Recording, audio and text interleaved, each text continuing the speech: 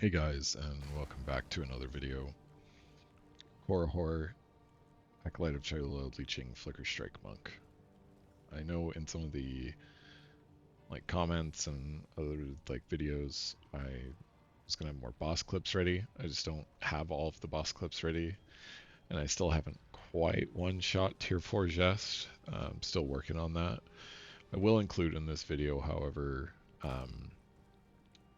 a ritual kill so that you can see just what pinnacle bossing looks like. And this is without a bunch of extra tech that I would be doing for bosses. This is me just going in raw with basically what I go into a map with on Flicker Strike. With the exception of I just swap primal armament for hit and run when I'm mapping. So it's only one gen swap right now. The other stuff to really maximize boss DPS is things like Cursed Ground with your Fire Curse because of Infernal Cry. Things like Eye of Winter weapon swap with Antler Focus Effigy, which just gives critical weakness, so we don't have to use pinpoint critical. But the boss loop, so everyone can understand, because I didn't show that really in any of my other videos, is you just get your power charges, you yell at the boss a couple times, you one phase him with 15 million.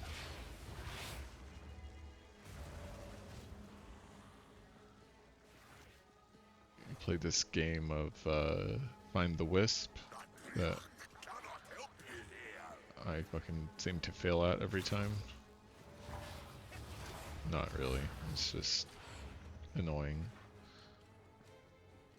So, can't go there.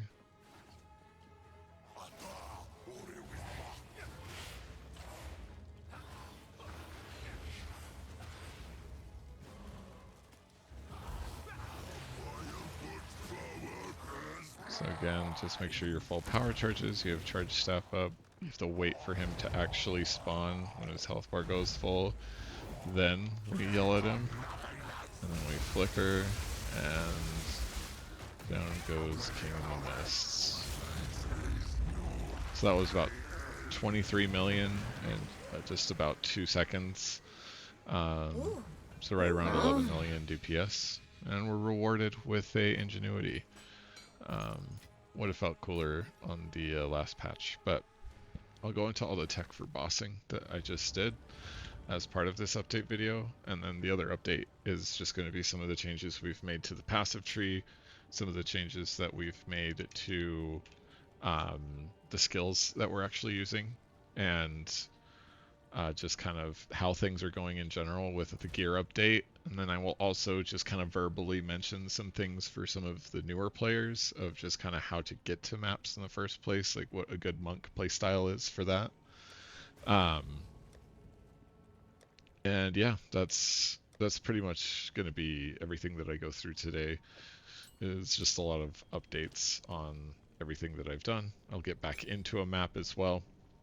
But for those of you that haven't been and seen the first video, it's basically Flicker Strike is our bread and butter, and the main way that you scale Flicker Strike levels is through melee skills.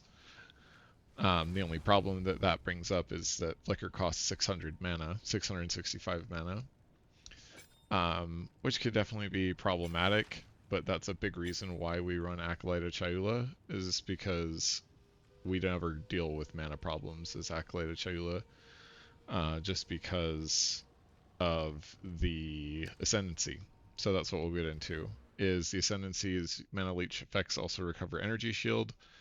Mana Leech recovers based off of all damage types.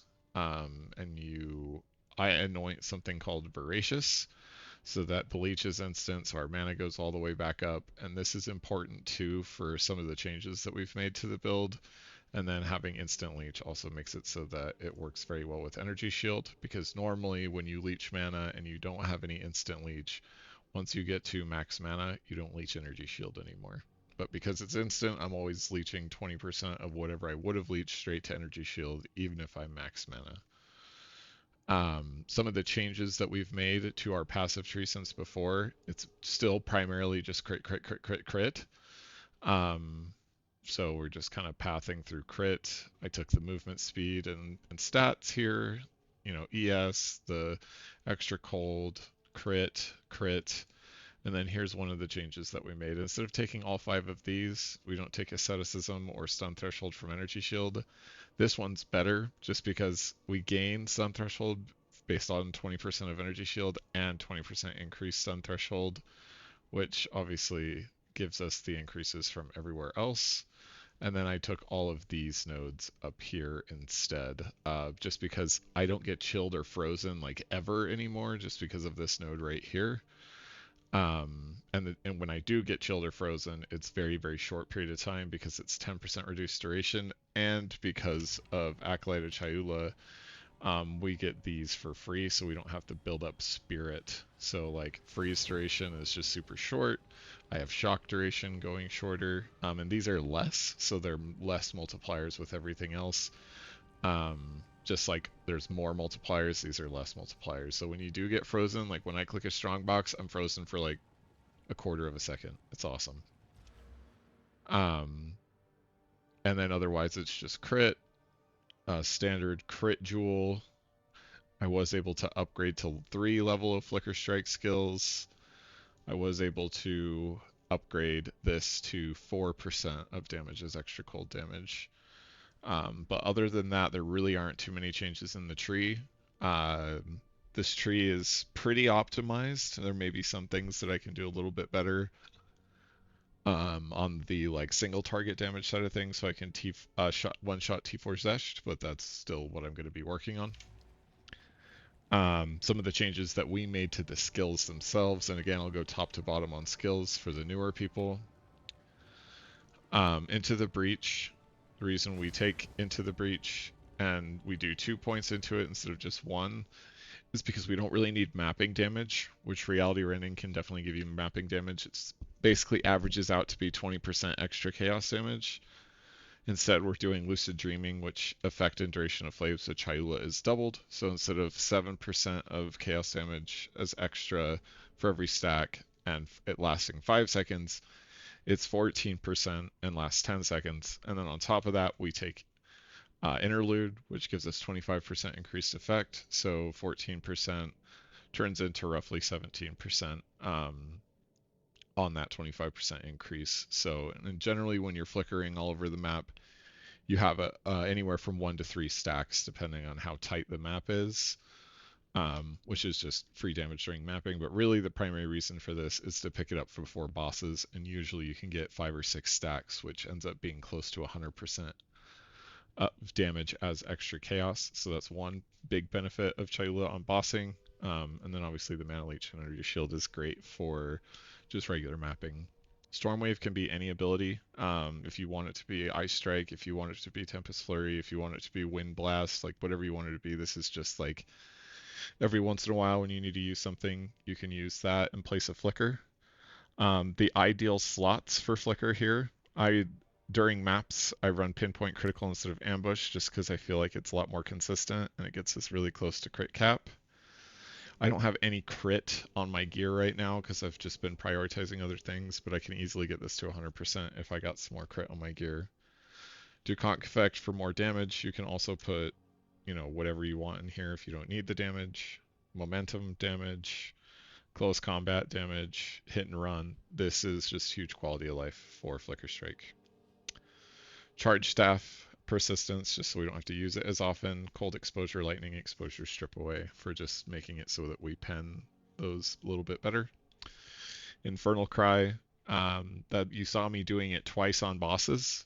The reason we do it twice is the first one, obviously we just get it empowered, we do 15% more damage, and the 130-ish% extra fire damage when we use Infernal Cry next to a boss. That's the power of enemies in range. Unique bosses are always 20 power, so you get 20 power, and you get 5 power each time. for every 25%. This goes up to 30%, 35% from quality, so 35% times 4 is 135%. Or 100 and, yeah, somewhere in that range. But the other things here is then we do Raging Cry, so then it gives us 4 rage per 5 power, so that's 20 rage. And then supported War Cries consume 10 rage, so on the second War Cry, we're empowering the attack by 30% more damage again, so it's 15, 30% more, and then rage is a more multiplier. On the second scream, we get another 16 rage, and then you'll have 6 left over from the first yell, so you have 22 rage, so it's 22% more, 30% more, and 15% more just by using Infernal Cry. So you put Second Wind in it so that you can use it twice, otherwise it's on cooldown. Regular Profane Ritual with Arcane Tempo, Unleash, Fast Forward. That pairs with Sacrifice and a Scepter in your second weapon set. So that when you get into maps, you can get your power charges to start out with, and anytime that you don't have corpses to use Reaper's Invocation, Profane Ritual, or Cast on Crit or anything like that, I just like Reaper's Invocation because it gives you the most energy, gives you the most consistent power charges, and it doesn't rely on anything like freeze or crit, and it's a pretty low spirit modifier, so that's why we're using Reaper's Invocation. But regular Profane Ritual pairs with Sacrifice so that we can have power charges for bosses as well as when we're starting the map. This is the biggest change that I made. I just felt like I was leaving a lot of mobs, and some people had said this, and this is another reason that Acolyte of Chayula is just the best for this in general, because no other Ascendancy can do this, and it's Herald of Thunder cast on freeze setup. So how it works is Herald of Thunder, you set it up to freeze. So I have Glaciation in here, Long Shot, Primal Armament, and we just kind of buff up Herald of Thunder a bit. And then we have this cast on freeze setup with Voltaic Mark, which will then shock so that it triggers Herald of Thunder. So this is basically Herald bombing in point 2 instead of how it was with point 1, where you use Herald of Ice, you use cast on freeze with a mark.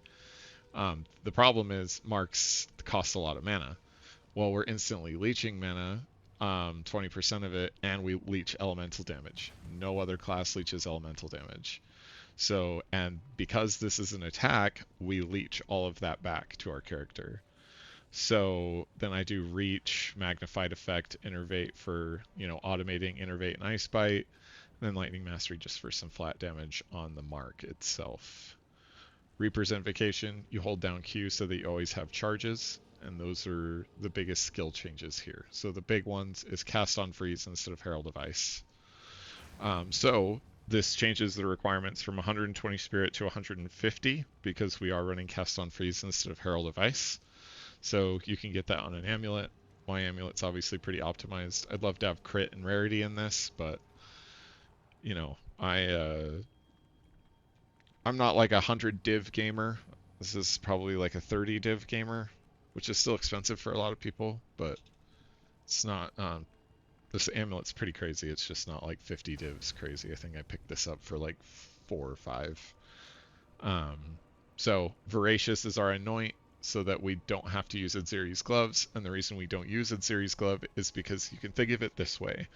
Every single melee skill that you get is a 9% more multiplier on your damage on Flicker Strike. So I'm taking 18% more damage on this in lieu of instant leech. And then obviously I got some damage to attacks here. Resistances. Belt, you want a heavy belt for stun threshold. I like the flask recovery rate on this. Obviously 80 res on it and some more stun threshold. Boots got improved with just better resistances and 35% movement speed. Ring, this is my leech and attribute mule because you do need decent attributes to run this, right around 190, 160, and 70. I want to get to 205 decks, I just haven't been able to yet, and the reason for that is that's what's going to let us get Herald of Thunder to level 20 and Voltaic Mark to level 20, just from the skill gem itself. This ring, its rarity and damage with some res. Helmet, this is probably the piece I'm most proud of. Almost 400 ES for Subterfuge Mask, which gives us a shit ton of evasion. We don't run Wind Dancer, and this is, we have some evasion on our gloves, 189, but we don't have any evasion rating on our rings. It's literally all of our evasion is coming from this helmet, and I got an extra power charge on it. And there's res and rarity on it, so this is just a pretty dope helmet. Obviously, we're res capped, and we're CI, so we don't need to be chaos. And that's pretty much it for all of that. So you get an idea of what the boss loop is. Let me toss in a tier 16 map to close this out so that you can see what that looks like. And looks like there's freeze buildup on this, and they could potentially be stealing our power charges. We're not going to worry about that too much. Oh, what is going to be a good map to show this off on? Savannah. Oh, not connected to Savannah. Not Meyer. Not Val Factory, definitely not. Hive. Yeah, we'll do Hive.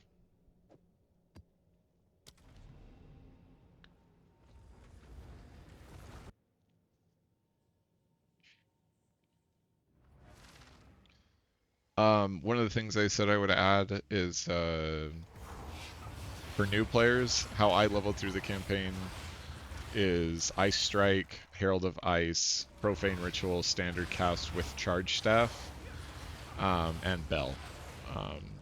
That's how I leveled through the campaign. And just to go over like where you should start, if you're a new player, go 1, 2, 3, 4, and then go through the skill speed instead of the crit. Once you get to skill speed, then you'll go straight to these nodes, Killer Instinct and Tenfold attacks. Then you'll go down here to these attack damage nodes. Then you can probably pick up Subterfuge Mask, and then you can get your Jewel Socket, and then you can grab all of these crit nodes because they also give you attributes. And crit is still really good because on any quarterstaff you have 10% base crit. So that should give you a good starting point. So again, it's here, go straight through here, go through the attack speed, get this, then start building into the rest of this stuff. And then you can get to this full tree once you're in maps. But I will post this updated tree with a link in the video when I upload it. And without further ado, let's get into the map so you guys can check it out.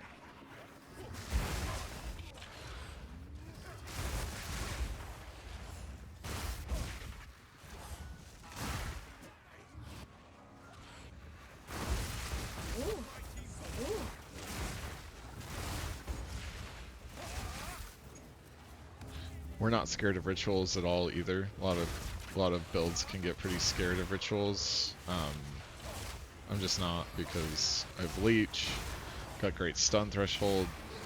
We're CI, so all of the shit on the ground doesn't really do anything to us. And we'll just continue on with the map. So you can see the explosions get pretty insane with the mark, and they kind of chain.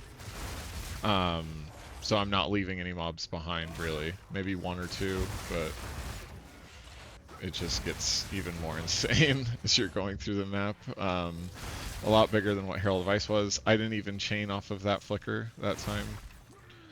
Now that I have more freezing from that shrine, you're going to see even bigger explosions.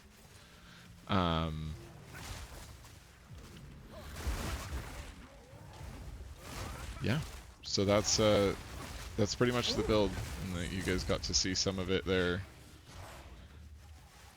If you guys have questions, obviously leave comments. I've responded to every single comment, and I'm going to keep trying to do so that you guys can have your questions answered about the build, and I can help out with that. And yeah, that's pretty much it. So if you guys have anything else for me, let me know, and we'll see you on the next one.